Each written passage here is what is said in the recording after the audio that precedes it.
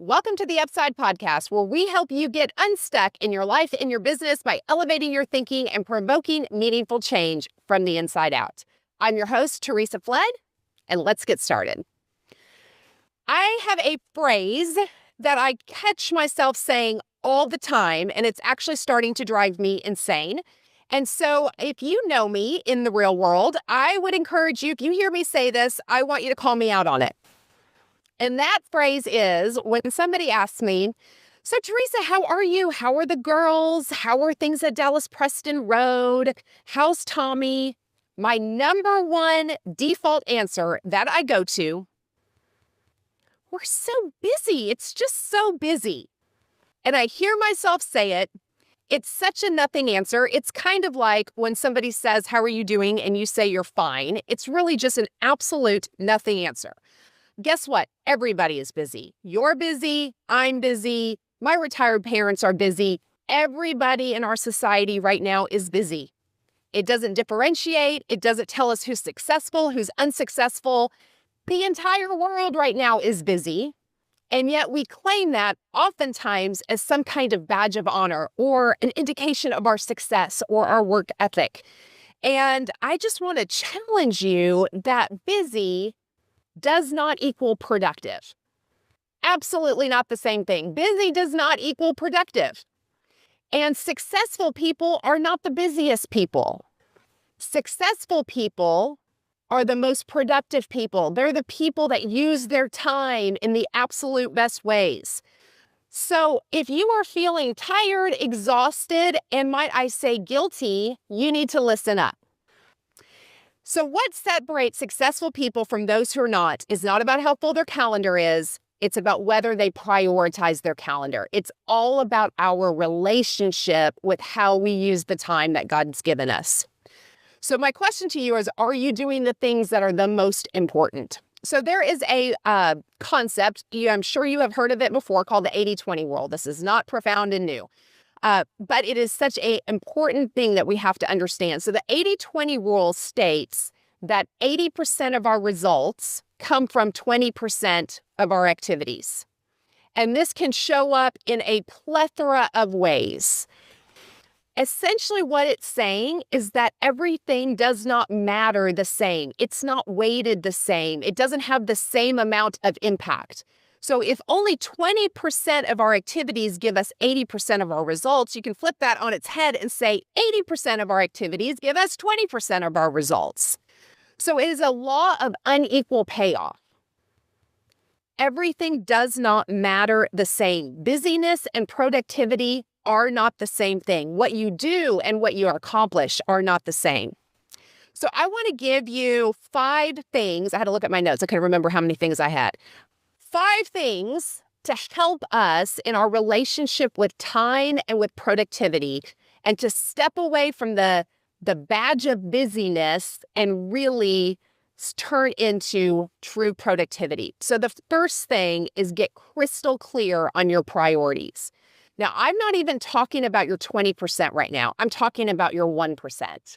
I am talking about what matters to you more than anything else in the world. Why do you do the 20% activities? This is probably things like time with loved ones, your family, your faith, giving back, making an impact. It's the things that should be the most non-negotiable things.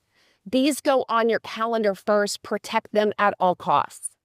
This is when you are on your deathbed at 105 years old. I don't want to cut anybody short, so I'm going to give you like 105 years old, and you're looking back on your life. What are those priorities that are your non-negotiables?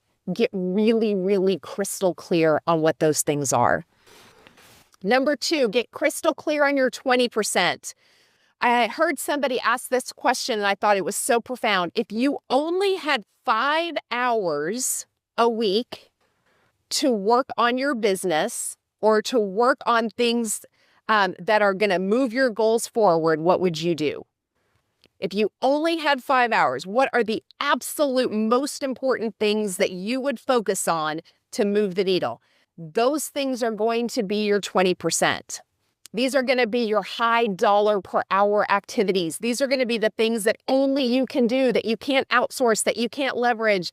These are going to be the things that make you money. And if you don't have them, none of the other 80% matters, right? If you are in real estate, most of my friends are in real estate, and we can write a perfect contract, we can negotiate, we can do all of the things to manage the transaction. And if we have no clients, none of that else ever gets the opportunity to happen.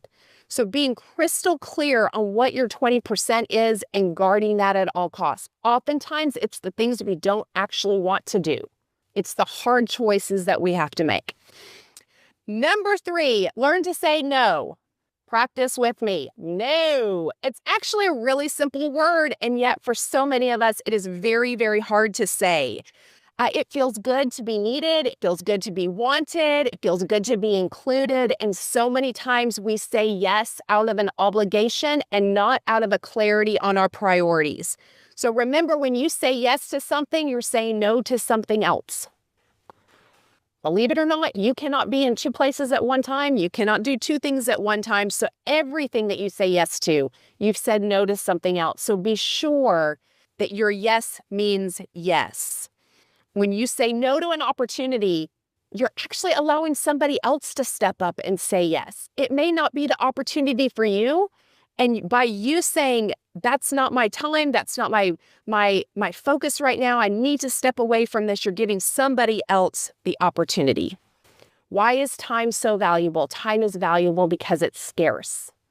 That's why it's valuable. If we had all the time in the world, it wouldn't be such a valuable thing. So be sure that you are saying yes to your priorities, you're saying yes to your 20%, and you're saying no to things that might hold you from that. I love the question, what am I doing that if I stop doing, nobody would even notice? That's probably something you don't need to be doing.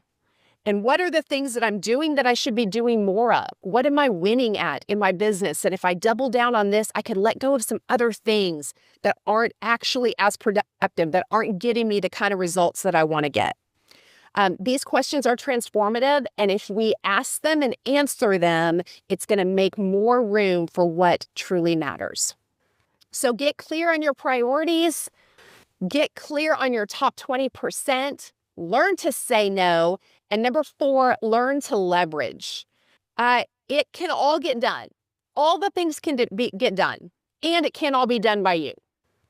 And learning to let go. There is going to be a future podcast episode totally on learning to leverage. So I'm not going to go into this in a whole lot of detail, but it really is about learning to leverage. It's not just doing it. We have to learn how to let go. We have to learn how to give up control. We have to learn how to choose when it's time and what those next steps are that we need to allow somebody else to take, and it becomes their 20% and out of our 20%.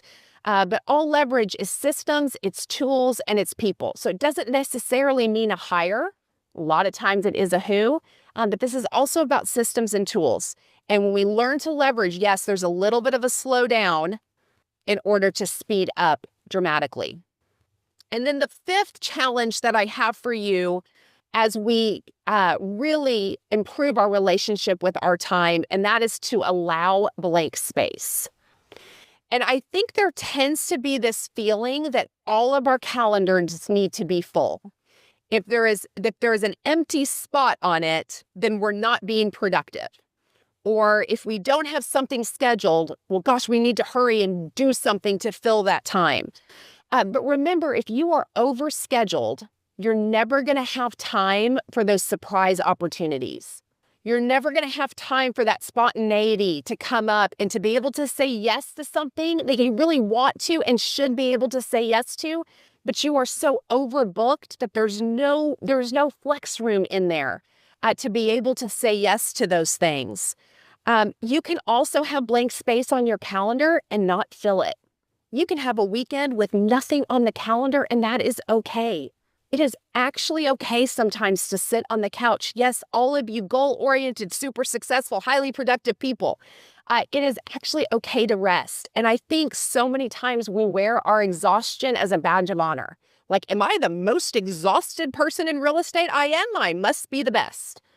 It is not a badge of honor. And we have, as human beings, a limited amount of energy.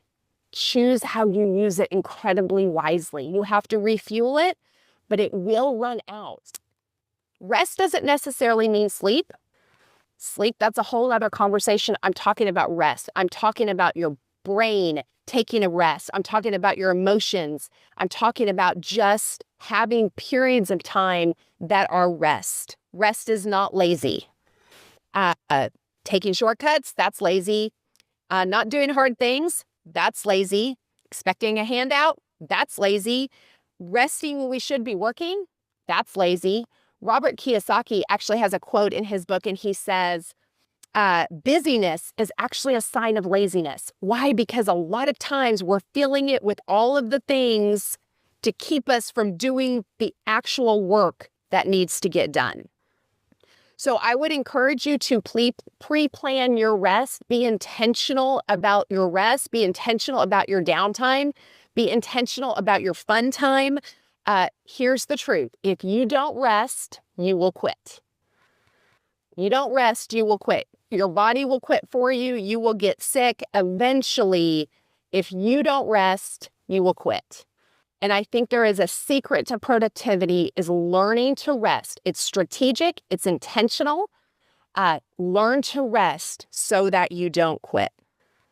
So get crystal clear on your priorities, on those things that matter above all else. Get crystal clear on your 20% activities that drive your metrics and your results. Learn to say no. Lean into leverage and learn how to do it. And then number 5 is allow blank space in your calendar. So if this episode was helpful to you, I would encourage you and ask you to share it with a friend, somebody who may feel tired, exhausted, or maybe even guilty, and allow this episode to maybe encourage them to think about their relationship with time differently. As always, this is Teresa Flynn. Thank you for tuning in to The Upside podcast.